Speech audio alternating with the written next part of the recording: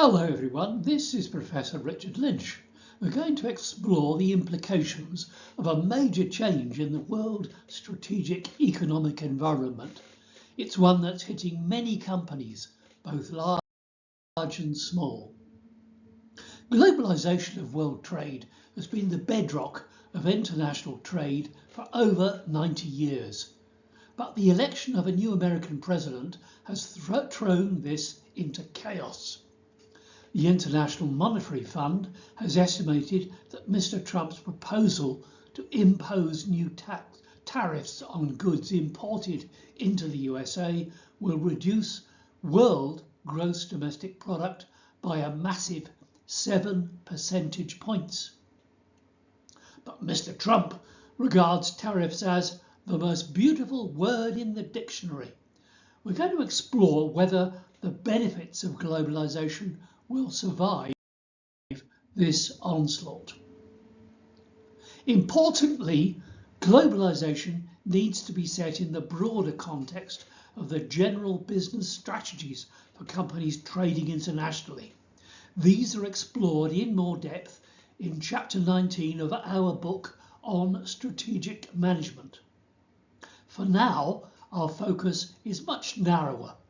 Will globalization strategy survive? We'll look at this under 4 headings. Defining globalization and its key concepts, Trump's view of globalization, what does this mean for world trade, and finally, will globalization survive? Globalization is a multifaceted phenomenon that encompasses the increasing interconnectivity of economies, cultures and populations.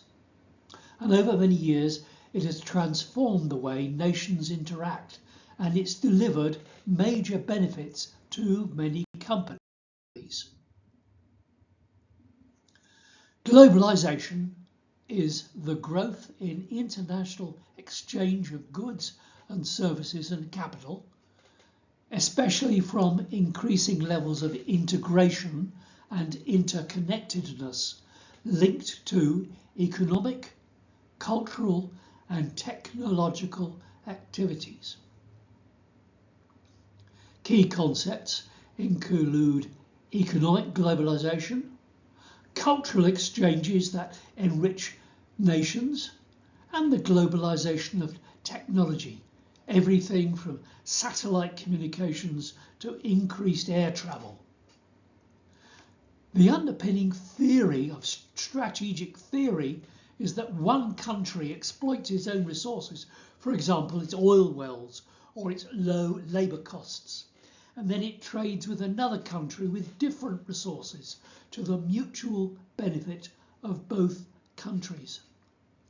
This is called the comparative advantage of nations. The history of globalization can be traced back to ancient trade routes. However, the modern phase began in the 20th century, driven by advancements in technology, communications, and cheaper travel to deliver a more integrated global economy.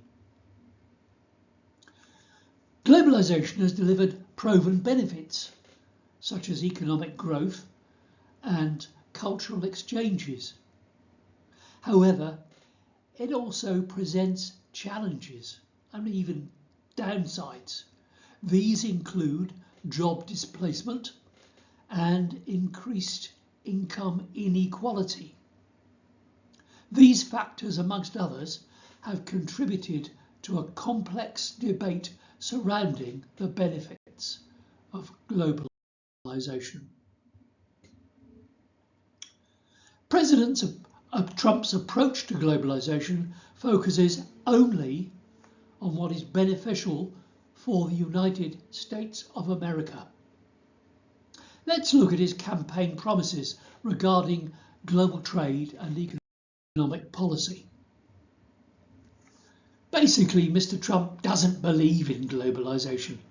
He argues that international trade must be founded on protectionism. He wants to protect American industries, often framing country trade imbalances as a threat to American national security and economic sovereignty.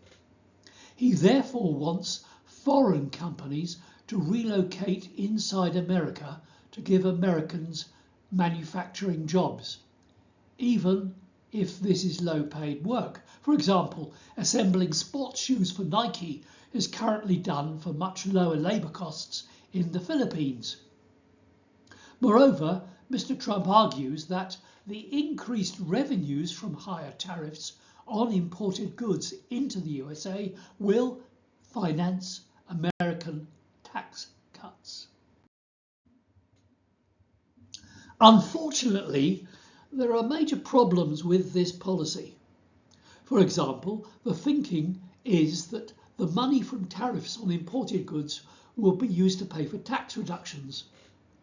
But if companies relocate inside America, then America will lose the revenue from such tariffs. So how will the tariffs pay for the promised tax cuts? And won't taxes on imported goods raise American prices and inflation? For example, over 50% of fresh fruit is imported into the USA. And it's not just fruit trees where there are problems. Cars, iPhones and games consoles will also be more expensive. More generally, the new tariff processes and the underpinning tariff announcement have been frankly chaotic and, in my opinion, profoundly unprofessional. Moreover, they ignore the well-proven international trade theory related to the comparative advantage of nations. So, what are the implications for world trade of Trump's chaotic and uncertainty policy blitz?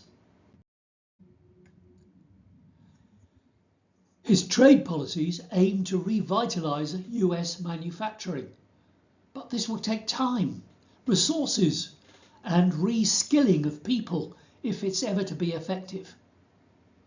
Other countries have already retaliated against American goods. Thus, the costs of international trade will rise across the world.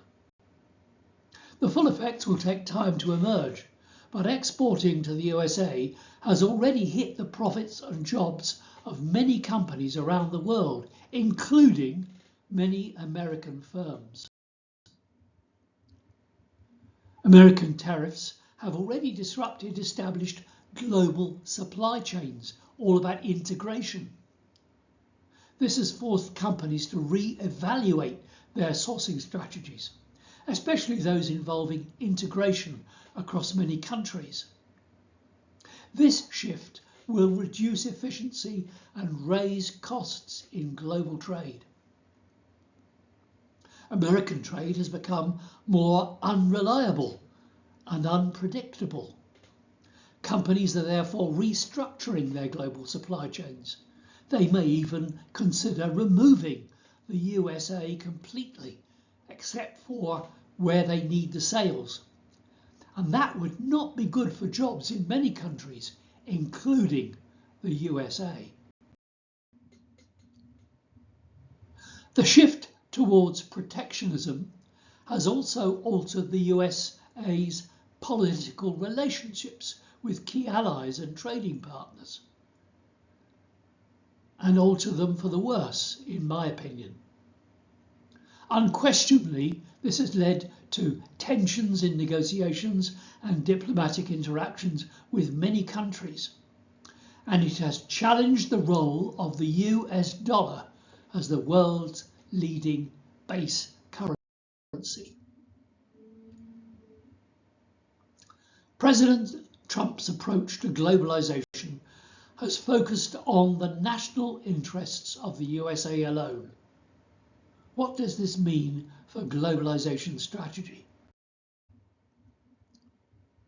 Globalization integration and interconnection needs to be re-examined in three areas.